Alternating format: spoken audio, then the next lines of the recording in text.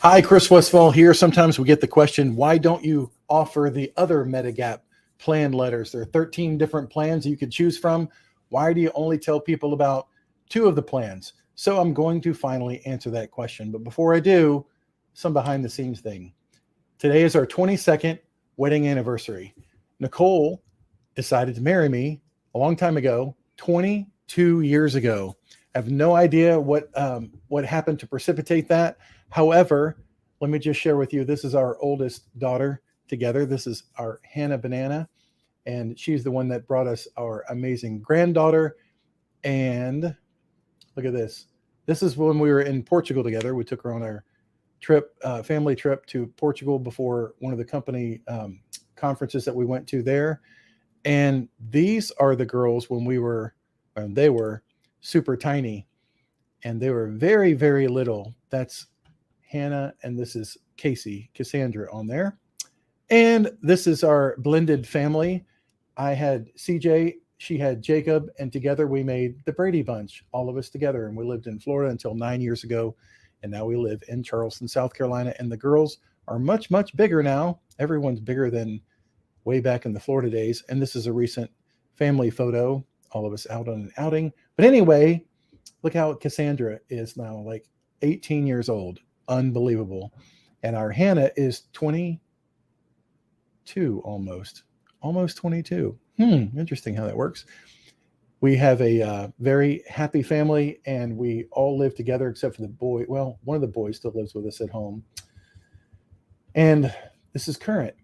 So anyway, let me get to, and I want to tell my wife, congratulations on putting up with me for 22 years now. That is just absolutely crazy. Welcome to today. We'll talk about what's going on with Medicare and answer this question. Most people are either on a Medicare Advantage plan or they are on traditional Medicare with a Medicare supplement. Those are the 2 different ways you can go. And I want to break down the answer to the question. Why is it? Well, here's a number of people that are in the country and how many are on Medicare supplement plan.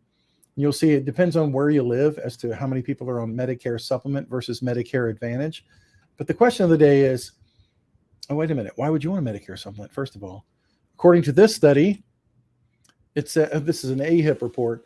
Medicare beneficiaries with a Medicare supplement are almost 3 times less likely to experience problems in paying medical bills than those without the additional coverage of Medicare supplement. So you may recall Part A and Part B of Medicare have deductibles, co-insurance, and all that kind of stuff. The biggest factor really of all is that Part B of Medicare, which is your outpatient cost, only pays 80% of the cost after the Part B deductible is satisfied, which will be $240 for 2024. So after that deductible satisfied, you are responsible with original Medicare of paying 20% of all those outpatient costs with no limit whatsoever to your exposure on that. So that's why Medicare supplement can help with that, because there is a limit on how much you'd pay there. So with Medicare, there are all these different plan letters. Why is it that everybody that you see on social media is only talking about Plan G or Plan N? I'll tell you, I had a comment the other day on YouTube, and someone says, why is it that Plan G and Plan N are so common? Is it because of you people in social media talking about it so much? And no. While there are over 8.4, almost 8.5 million views on this here YouTube channel, that is a drop in the bucket to the more than 70 million people that are currently on Medicare. I wish it were so that everyone came to our social media. So why do you not get all the plan letters? Well, here are all the plans as of a real current look on Medicare.gov. And you can see on Medicare.gov all the different Medigap plans and what they cover and what they don't cover. Traditionally, these days, everyone's talking about Plan G and Plan N. So I'll tell you right now, the insurance companies respond to what the demand is. Let me show you an example of that. Well, first of all, let me tell you a little story really quick. We had a lady the other day, and this has happened many times over the last few years. She came to us and she said, I have a Plan K and I can't find where I can shop and compare Plan K from my company that I bought it from my brochure to all the other Plan Ks. It's a little bit complicated figuring things out with Plan K because you're paying 50% of a lot of different costs.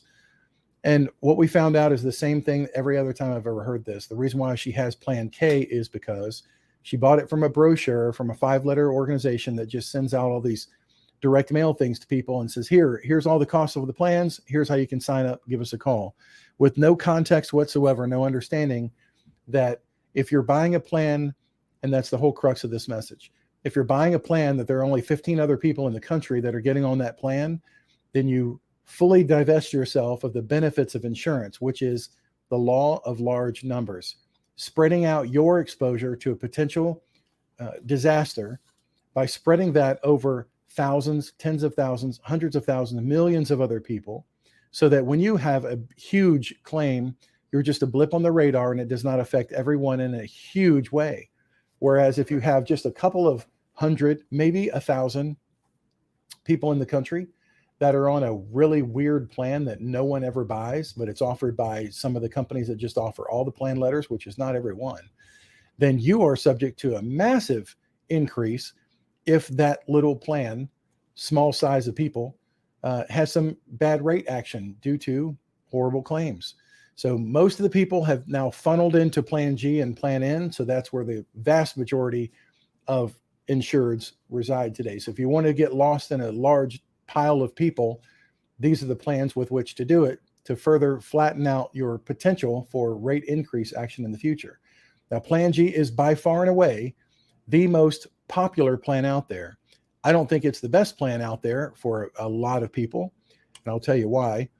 Plan G has higher rate increases than Plan N, because typically if you're looking at the two of these plans, you're going to get one plan where it's an all-you-can-eat buffet, where all you have is the Part B deductible to satisfy, which is a very small deductible once a year, starts in January and resets every January.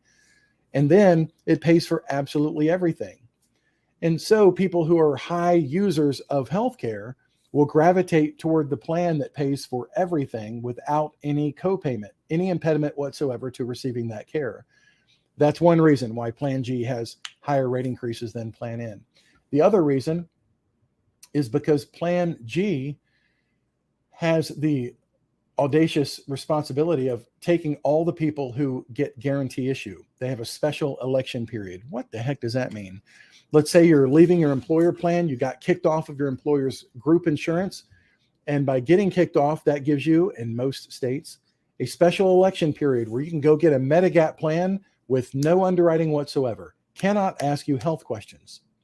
Another scenario that's very prominent is you're on a Medicare Advantage plan, but let's say you get cancer and you realize with all the costs on your Medicare Advantage plan, you can't take care of yourself and pay all these huge co-payments, which is basically 20% out of pocket for your cancer treatment if you're on Medicare Advantage.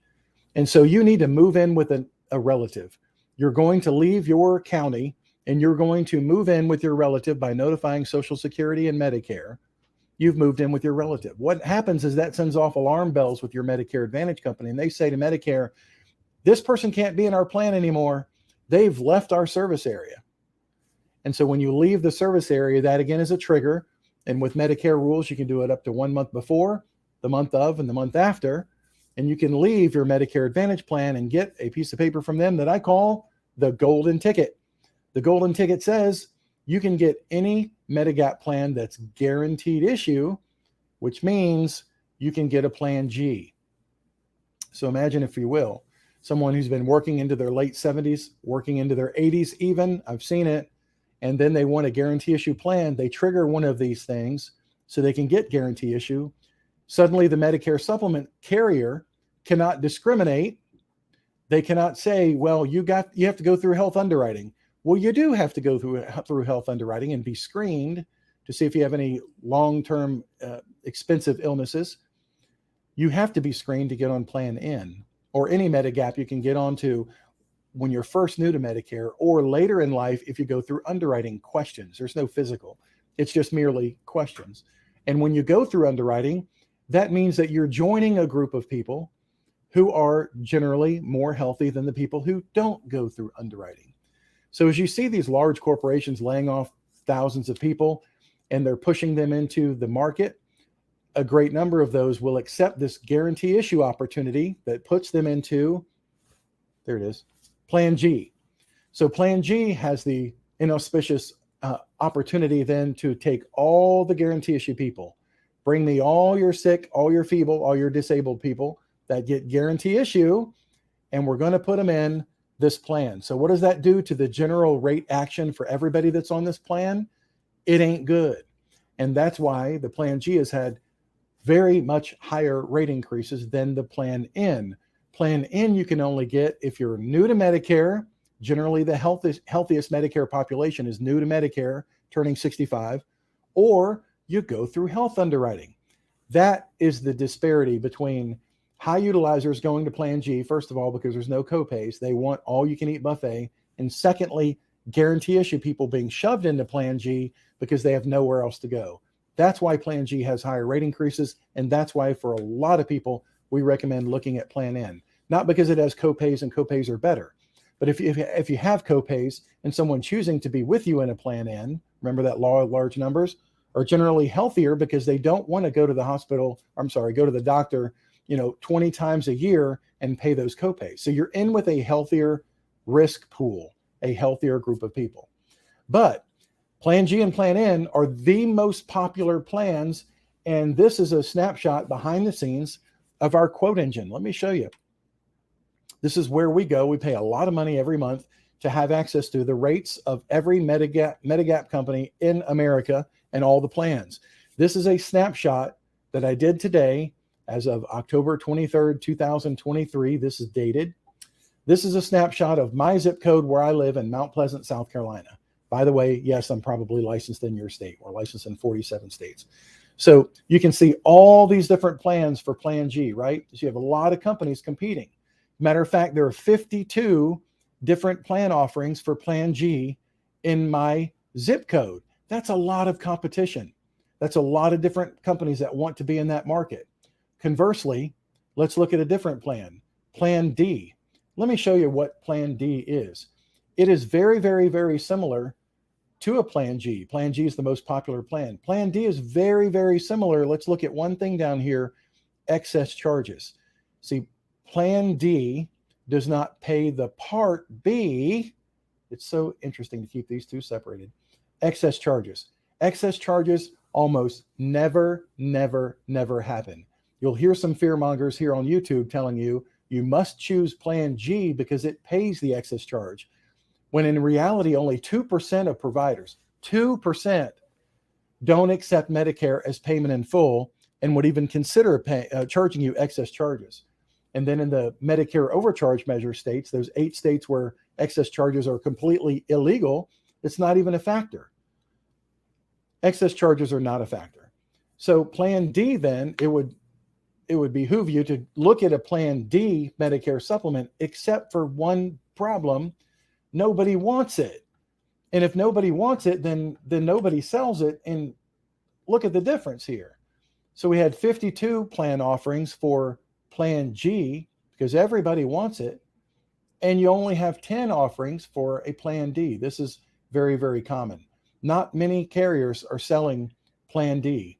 So those that are, you have a small number then, and then those that are selling it, and then those that buy it, even smaller because none of the agents are trying to sell it.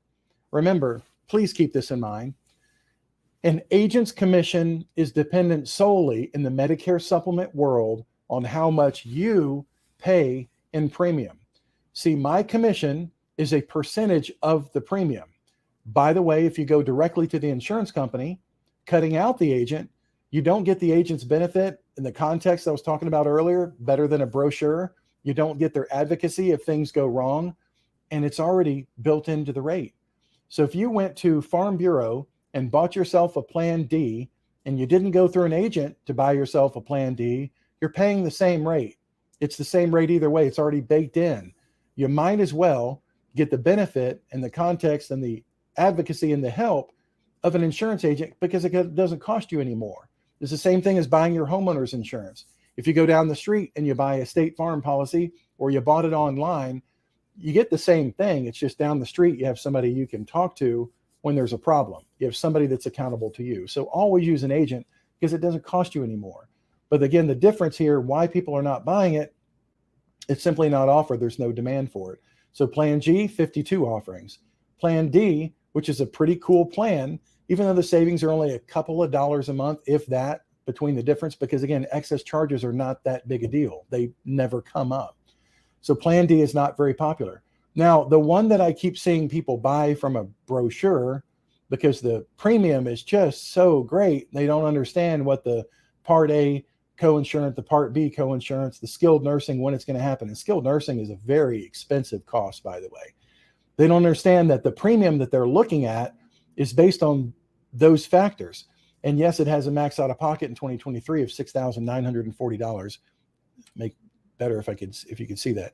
This is Plan K that a lot of people buy only from a brochure. I say a lot of people, maybe 1,500 nationwide buy this plan because there's no context. You don't understand. You don't have the benefit of an agent to explain to you like I'm trying to now. Nobody's in there with you.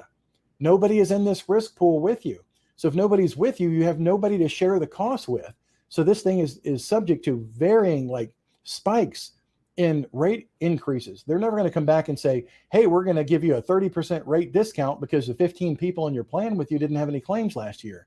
That's not going to happen. What is going to happen is the converse of that. You're going to get horrible rate increases when something significant happens to a small group of people. And look, in our quote engine, tried to pull it up today in our area, there are only 6 companies selling Plan K. And I do not recommend you get into a pool of people that only has 6 people in it. That's not a good place to be. You probably should be with a plan where a lot of people are in there and you spread the risk around to tens of thousands, if not hundreds of thousands of people.